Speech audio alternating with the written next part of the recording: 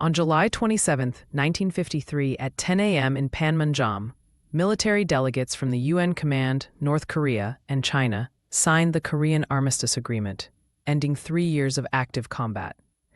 This document established a ceasefire, but not a peace treaty, leaving the peninsula technically at war.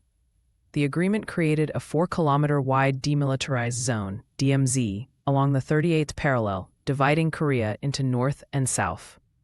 Over 2.5 million military casualties and countless civilian losses preceded this moment, with tensions remaining high as no permanent resolution was reached. Within days of the armistice, soldiers from both sides began physically marking the 248 kilometers long DMZ under UN supervision. Using simple wooden stakes, barbed wire, and measuring tapes, they transformed abstract map lines into tangible borders. The terrain, scarred hills, and charred forests reflected recent battles. This process, completed by August 1953, created an immediate buffer, but also severed villages, roads, and railways. Farmers watched helplessly as fields became no man's land, foreshadowing permanent separation. By September 1953, temporary markers evolved into fortified barriers. Soldiers constructed layered barbed wire fences and wooden watchtowers, guarded 24/7.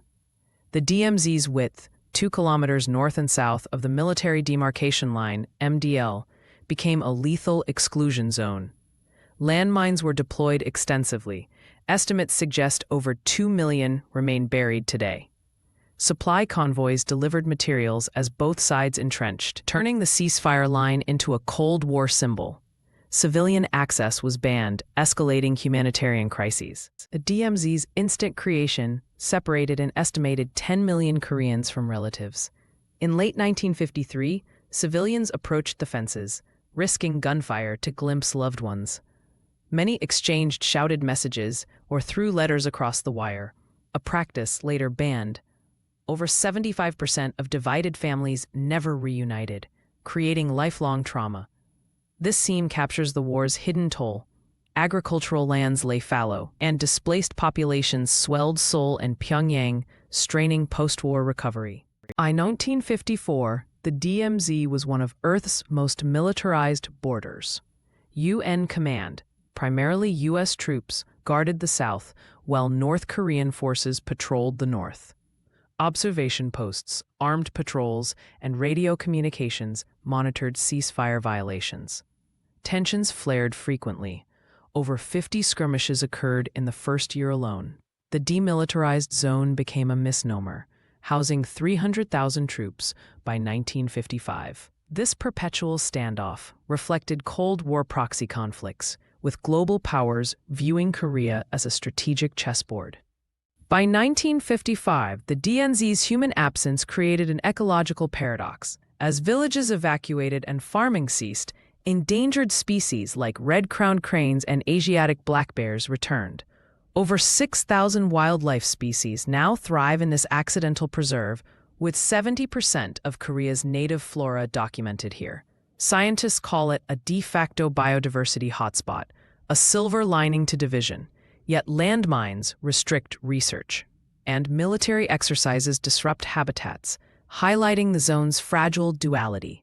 The DMZ became a stage for psychological warfare. By 1954, both sides installed massive loudspeakers broadcasting propaganda across the border, up to 20 hours daily. Leaflet balloons carried messages. North Korea sent over 2 million by 1955. South Korean installations featured anti-communist slogans, while the North promoted reunification under Kim Il-sung.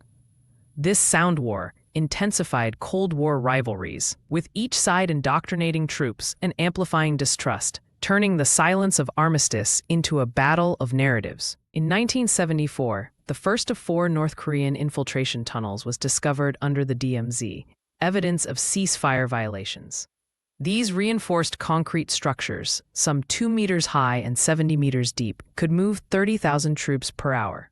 Excavation likely began in the 1950s using World War II-era techniques. Their discovery exposed ongoing hostilities, with landmines and sensors added as countermeasures. The tunnels symbolize the war's unfinished nature, reminding the world that the 1953 truce froze but did not resolve conflict.